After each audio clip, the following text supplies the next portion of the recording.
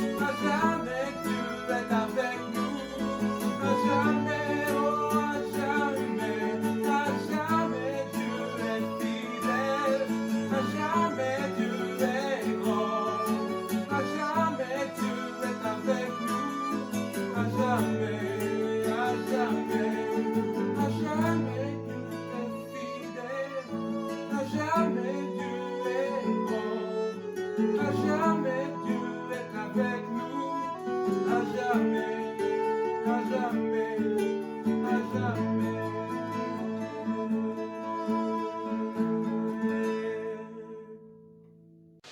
Bonjour à tous, nous sommes aujourd'hui dimanche et c'est pour nous une joie de nous retrouver de nouveau pour partager la parole de Dieu. Bienvenue à tous les chrétiens de l'église d'Oni et puis tous ceux qui sont venus nous rejoindre pour l'occasion. Aujourd'hui, j'ai vraiment à cœur de vous parler de l'histoire d'un homme assez particulier qui peut surprendre par moments. C'est Samson. Personnage étrange, surprenant par moments. Pourtant, Dieu déclare dans sa parole qu'il a été juge pendant 20 ans. Et c'est justement dans le livre des juges dont on découvre toute son histoire. J'ai découvert quelques pépites que j'aimerais vous apporter. C'est vrai que par moments, il a joué avec le feu. Mais nous pouvons retirer certains extraits et voir quelle expérience cet homme a faite, afin que ce soit pour chacun d'entre nous aussi le moyen de nourrir notre foi et de nous appuyer sur la fidélité de Dieu. Ce n'est pas Samson qui est important. Ce qui est important, c'est ce que Dieu a fait au travers de lui. Et par conséquent, ce qui est important, ce n'est pas ce que nous vivons, mais c'est ce que Dieu veut faire au travers de nous. Et je crois qu'on peut retirer une bonne leçon, chacun pour notre part de sa vie. Alors je voudrais lire ce passage de l'Écriture qu'on retrouve dans le livre des Juges, chapitre 14, versets 5 à 9. Samson descendit avec son père et sa mère à Timna. Lorsqu'ils arrivèrent aux vignes de Timna, voici un jeune lion, rugissant, vint à sa rencontre. L'Esprit de l'Éternel saisit Samson, et sans avoir rien à la main, Samson déchira le lion comme on déchire un chevreau. Et il ne dit point à son père et à sa mère ce qu'il avait fait. Il descendit et parla à la femme, et elle lui plut. Quelque temps après, il se rendit de nouveau à Timna pour la prendre, et se détourna pour voir le cadavre du lion. Et voici, il y avait un essaim d'abeilles et du miel dans le corps du lion. Il prit entre ses mains le miel, dont il mangea pendant la route, et lorsqu'il fut arrivé près de son père et de sa mère, il leur en donna, et ils en mangèrent.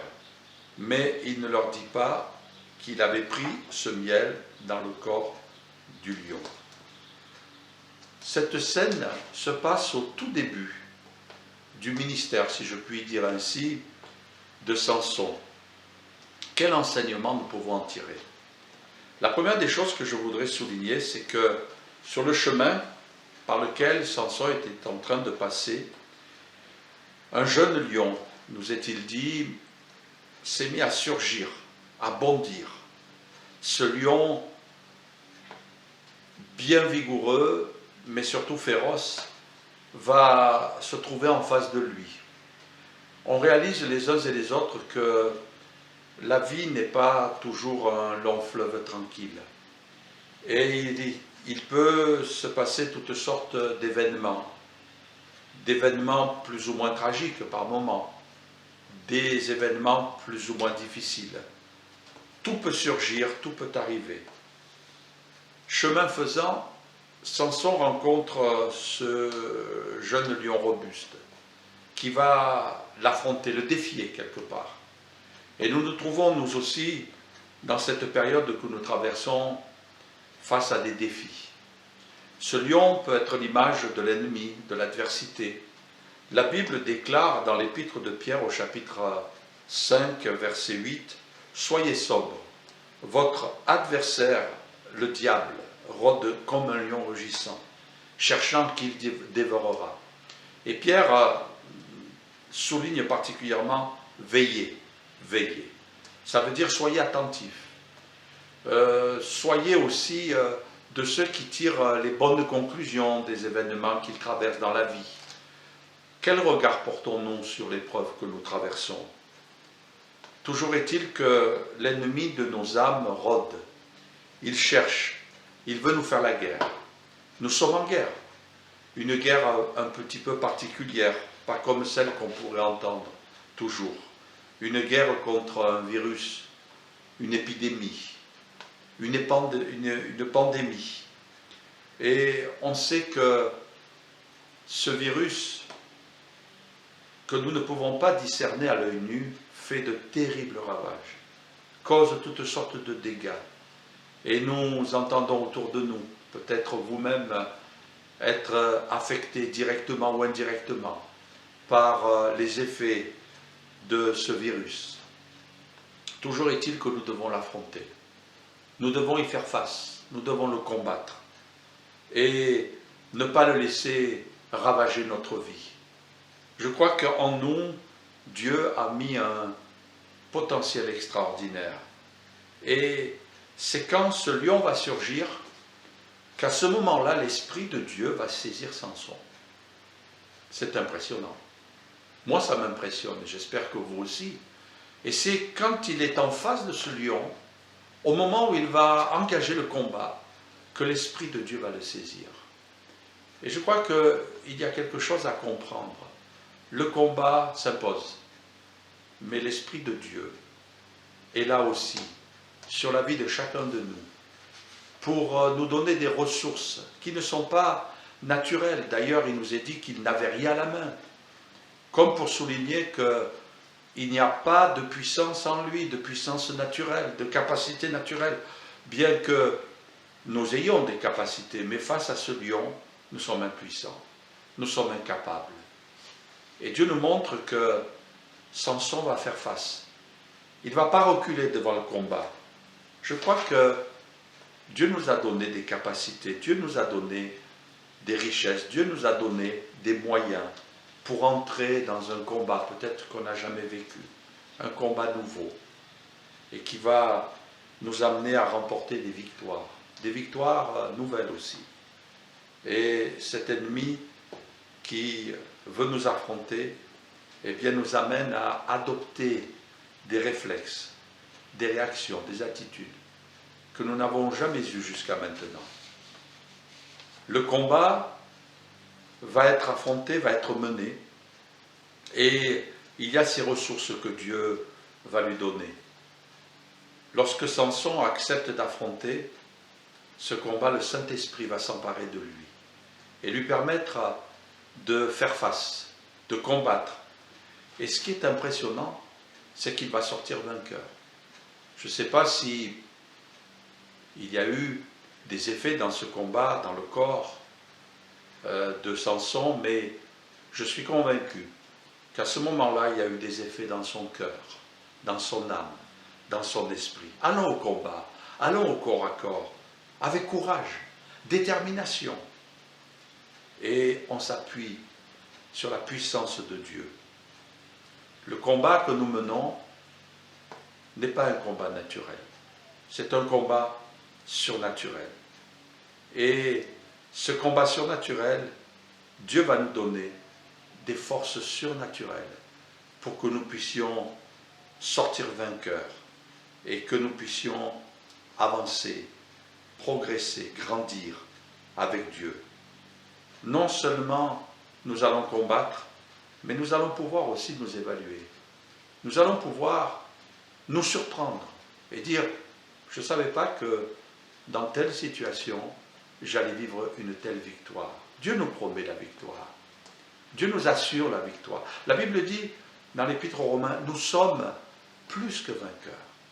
Et tu dois le réaliser. Nous devons le réaliser. Je veux imposer à ma vie cette réalité de la parole de Dieu. Je ne veux pas que le doute vienne assombrir toutes les richesses que Dieu m'a données. Je n'ai pas de technique, je n'ai pas de moyens, je n'ai pas de méthode, mais j'ai la foi. Et dans cette foi, il y a des ressources extraordinaires. Paul, dans un moment de souffrance, lorsqu'il va écrire la deuxième épître à Timothée, c'est la dernière, mais c'est aussi celle qu'il va écrire dans un contexte de souffrance, de douleur, d'abandon, de solitude. Il va dire à Timothée, comme une lumière qui s'allume dans la nuit, garde le bon dépôt par le Saint-Esprit qui habite en nous. Et là, il est dans le combat, il est dans la souffrance. Mais ce qu'il dit à Timothée, c'est ce qu'il est en train de vivre. Il y a ce bon dépôt en lui qui lui permet de garder la tête hors de l'eau. Et nous avons besoin de garder la tête hors de l'eau. C'est vrai que nous sommes affectés, nous ne sommes pas insensibles. Il y a peut-être de la crainte, il y a peut-être de la peur, il y a de la frayeur, et on en a déjà parlé. Ce sont des sentiments qui sont tout à fait normaux. Nous restons humains et il faut être capable d'être honnête face à cette situation.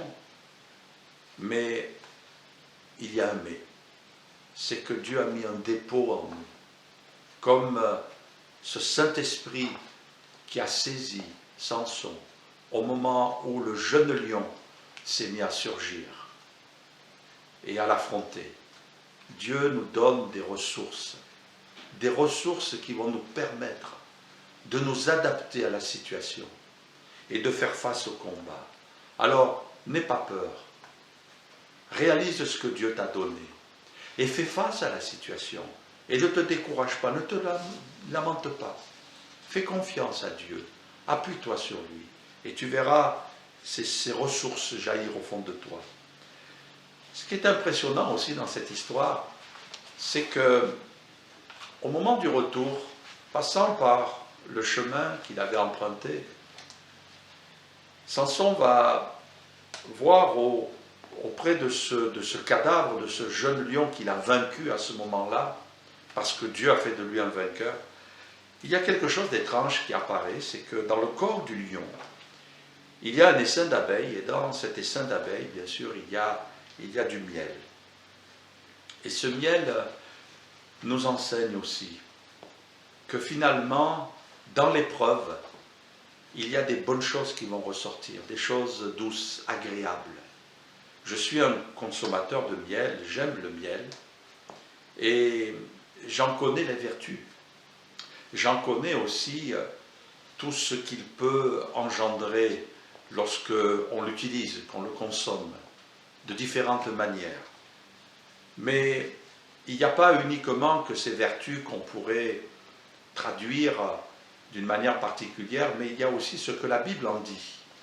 Dans le psaume 81, verset 17, Dieu dira « Je le nourrirai du meilleur froment et je le rassasierai du miel du rocher. » Dieu veut nous faire goûter aux bénédictions que nous pouvons recevoir, passant par la difficulté, l'adversité, l'épreuve, le combat.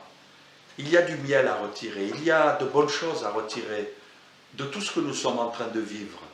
Moi, je suis convaincu que nous sommes en train de recevoir quelque chose de nouveau de la part de Dieu.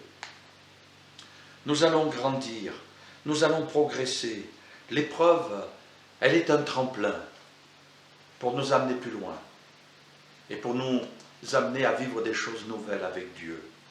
Je suis convaincu que Dieu, par le Saint-Esprit, va nous communiquer des dons nouveaux, des ministères nouveaux, des richesses nouvelles, même des miracles nouveaux. Je crois que nous allons vivre une Église différemment dans les prochains jours. Il y aura des changements qui vont s'opérer dans notre vie, dans nos pratiques de tous les jours, dans la manière de pratiquer même notre vie chrétienne, notre foi. J'en suis convaincu. Je le ressens au fond de moi, très fort. Je sens que Dieu est en train de me transformer. Je sens que Dieu est en train d'agir d'une manière différente. Et je veux faire de cette épreuve un moyen pour moi d'aller plus loin. Et je suis convaincu que ce n'est pas une expérience qui est seulement personnelle, mais elle va être ton expérience aussi. Elle va être aussi le moyen pour l'Église d'avancer, de progresser. Et je crois même aussi, et j'espère ne pas me tromper, que notre pays va vivre quelque chose de différent. Sur le plan spirituel, il va y avoir des raisonnements nouveaux. Il va y avoir des actions nouvelles, il va y avoir des comportements nouveaux. Et nous devons prier pour cela. Samson a combattu, non seulement il a vaincu le lion, mais Dieu a permis que dans le corps du lion, il y ait ce miel qui laisse apparaître comme une douceur de Dieu. Dans l'épreuve, il y aura toujours les douces paroles de Dieu, les paroles de consolation, les paroles qui vont nous rassurer.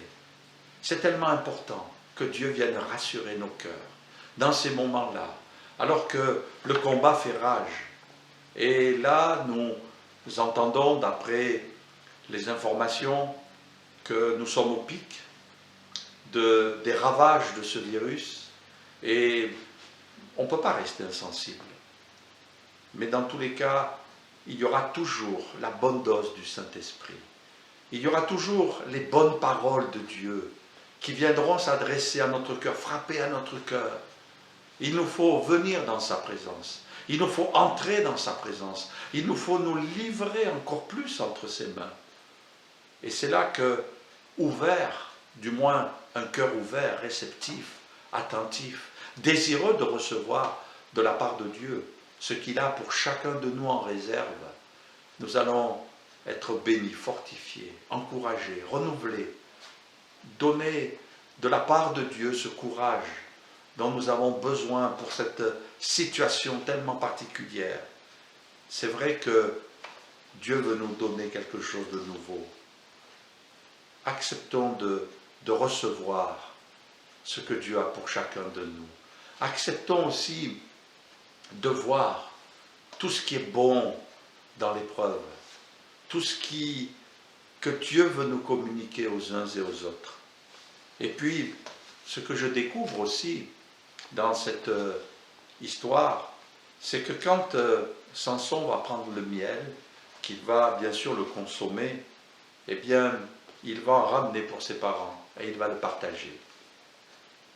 C'est important aussi de réaliser que Dieu, tout ce qu'il nous donne, ce n'est pas que pour nous. Déjà, il faut s'en pénétrer, il faut s'en nourrir, il faut recevoir pour nous-mêmes, faire l'expérience que nous devons faire chacun pour notre part. Parce que ce que nous expérimentons est indispensable pour qu'on puisse se rapprocher des autres. Je crois aussi qu'on va pouvoir donner à notre entourage quelque chose que peut-être on n'a jamais donné jusqu'à maintenant. On réalise aussi que ce virus fait des ravages. Peut-être êtes-vous impacté par des membres de votre famille qui passent par la souffrance, qui passent par la maladie. Nous entendons des chrétiens qui nous donnent de leurs nouvelles, nous disant qu'ils sont passés par des difficultés. Nous entendons des pasteurs qui nous parlent aussi des difficultés par lesquelles ils passent eux-mêmes. Et je crois que l'épreuve, elle joue un rôle aussi impressionnant, c'est qu'elle nous attendrit, elle nous rend sensibles, elle nous rend attentifs à la souffrance des autres. Et nous devons l'être, c'est tellement important de pouvoir nous soucier des autres, de pouvoir prendre soin les uns des autres. Et Samson, dans ce moment-là, eh bien, a fait une réserve qu'il a pu partager avec ses parents. Et ils ont pu bien sûr apprécier ce miel qui venait en fait du combat que Samson avait mené et que Dieu avait béni d'une manière extraordinaire.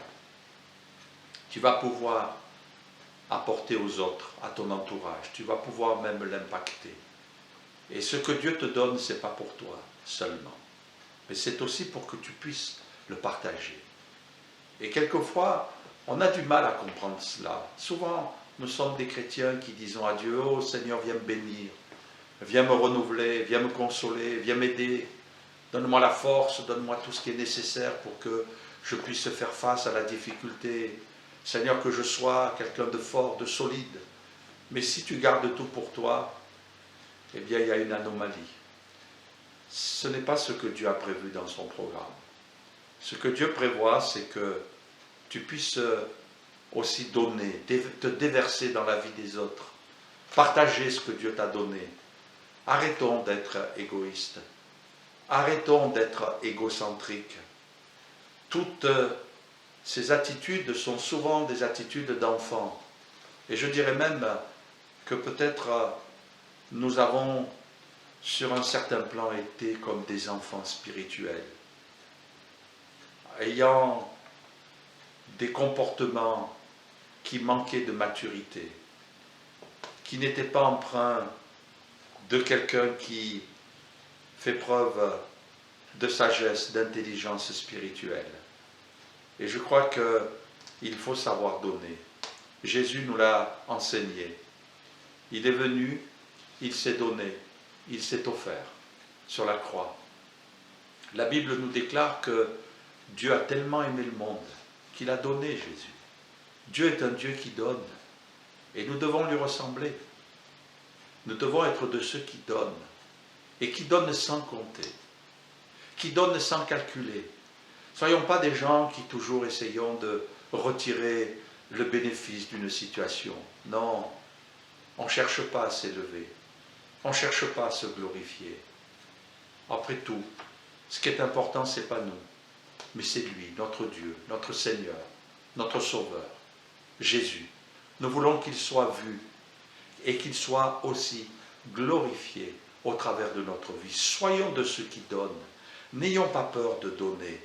Et je crois que quelquefois, nous tournons en rond dans notre vie chrétienne. Nous tournons en rond même dans notre vie de service. Et nous voulons recevoir une puissance, nous voulons recevoir des dons nouveaux. Mais Dieu pourrait nous poser la question, pourquoi? Tu cherches à être médaillé? Tu cherches à avoir des capacités? Pourquoi? C'est pour toi?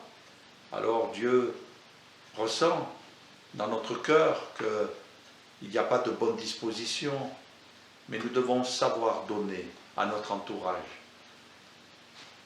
C'est une expérience, ça a été la première expérience que Samson a faite avec Dieu. Mais je crois qu'il n'a pas su en tirer tout l'enseignement. Il n'a pas su en tirer l'avantage. D'ailleurs, quand on lit l'histoire de Samson, on s'aperçoit que par moments, il a complètement déraillé. Et je prie pour ma propre vie, mais je prie aussi pour les chrétiens de ma génération, je prie pour les églises, je prie pour que Dieu puisse nous amener à tirer toute la substance de ce qu'il veut nous communiquer aux uns et aux autres, afin que nous puissions le servir, l'honorer, et que ces prochaines années, si Dieu nous prête vie, nous puissions nous comporter autrement, et que l'Église, elle vive sa foi autrement. Pour conclure, je voudrais dire que Samson, à un moment donné, a été obligé de se détourner pour aller sur ce lieu où il avait mené le combat. Et là, en faisant ce détour, il a pu constater la richesse qu'il y avait dans le combat qu'il avait mené. Il a découvert cet essaim d'abeilles avec le miel et il a pu le consommer. Il y a des moments, il nous faut faire des détours. Il nous faut accepter de revenir peut-être en arrière et de se dire jusqu'alors. Tu as marché et peut-être que le chemin que tu as emprunté n'était pas le bon chemin. Il faut que tu te détournes de cette voie que tu as suivie jusqu'alors et que tu prennes une autre voie. Que le Seigneur nous conduise dans des voies nouvelles, dans des chemins nouveaux.